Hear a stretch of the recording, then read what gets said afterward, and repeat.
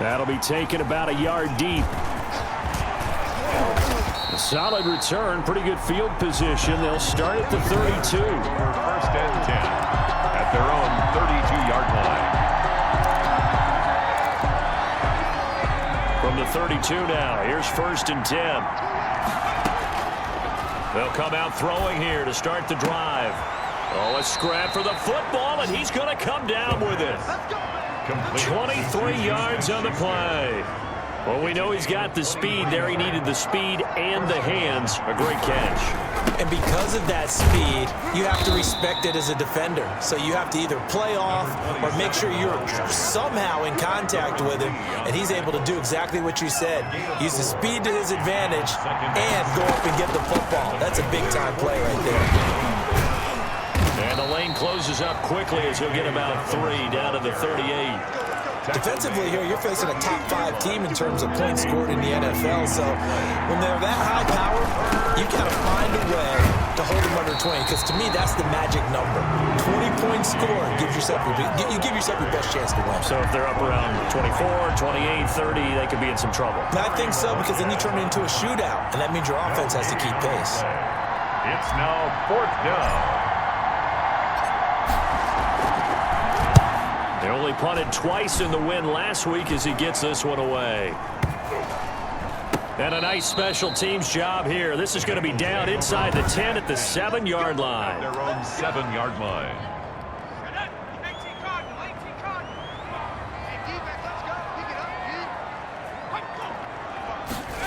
A little jet sweep to start the drive. Slipped one tackle, but no more as he's knocked to the deck behind the line of scrimmage.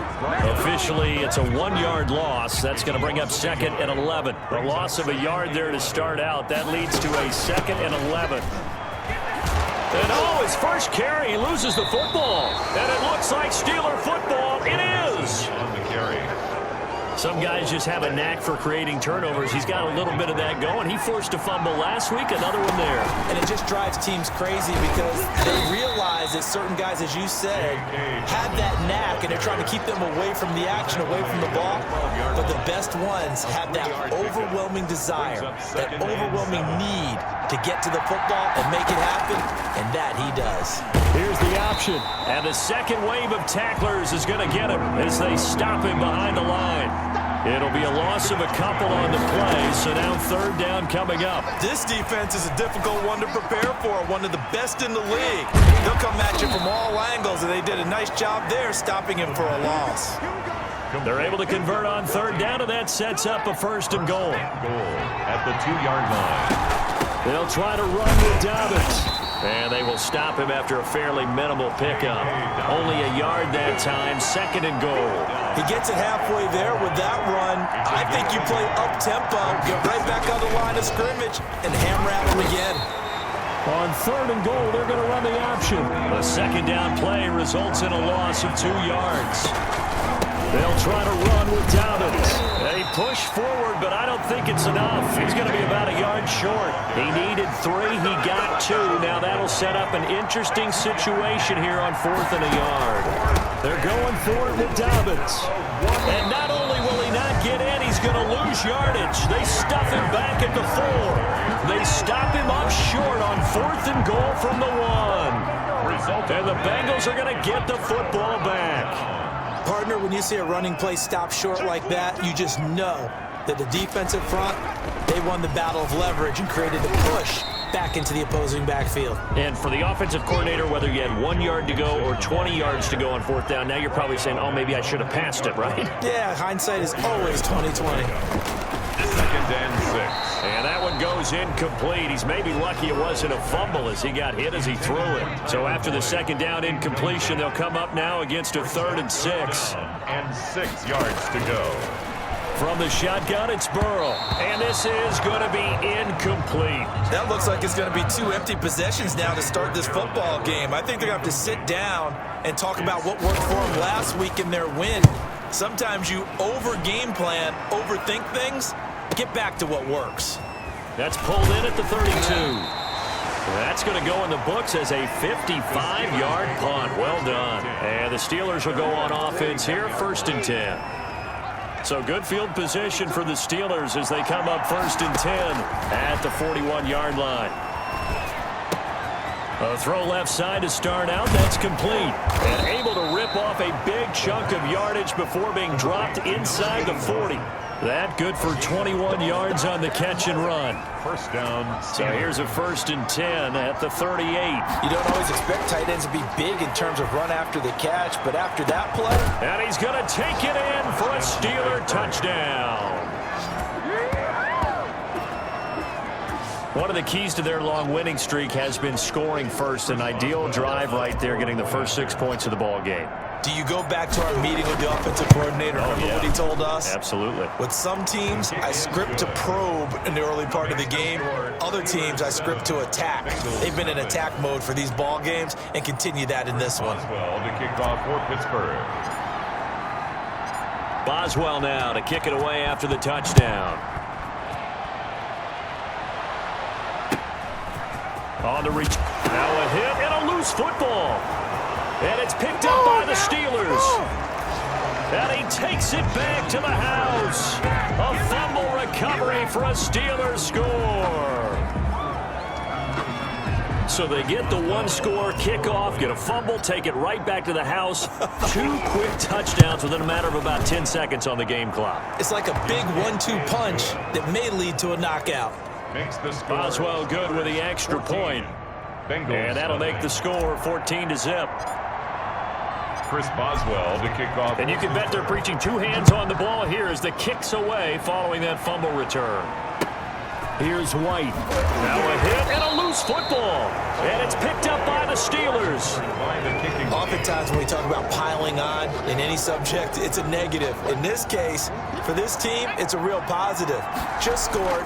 Now they go down, knock the ball free, get it back.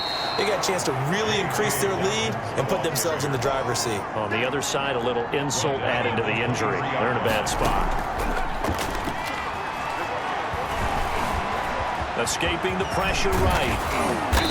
And brought down, but not before they get it inside the 10 to the 7. Now after that last play, there's a Bengal down on the field. This defense porous so far in this first quarter. They face another 1st and goal. And they'll try to run the option here. And he's in. Touchdown, Steelers. It's their quarterback, keeping it himself from 7 yards out. And the Steelers are going to add on to their lead. The kick is extra good. point was hooking, but he does make it through. 21. And that makes the score 21-0. Chris Boswell to kick off for Pittsburgh. Boswell now to kick it away after the touchdown. Now White on the return. And he brings us out past the 20 to the 24. Steelers take over 1st and 10 at their own 24-yard line. The Cincy offense about ready to go here on their next drive. And some dangerous territory. You're already down 3 scores, and 3 and out here are an inability to put any points up. This one might be over by half. Yeah, and what you also have to guard against is calling every play for a big shot downfield. You know, thinking you're going to get all these points back on one drive. You're not. And last time I looked, it's still the first half. I'm not saying you have ultimate patience here, but you also don't have to go ahead and force everything either. 7 yards there and a 1st down. Bengals. 1st and 10 at the 36. Burrow will throw.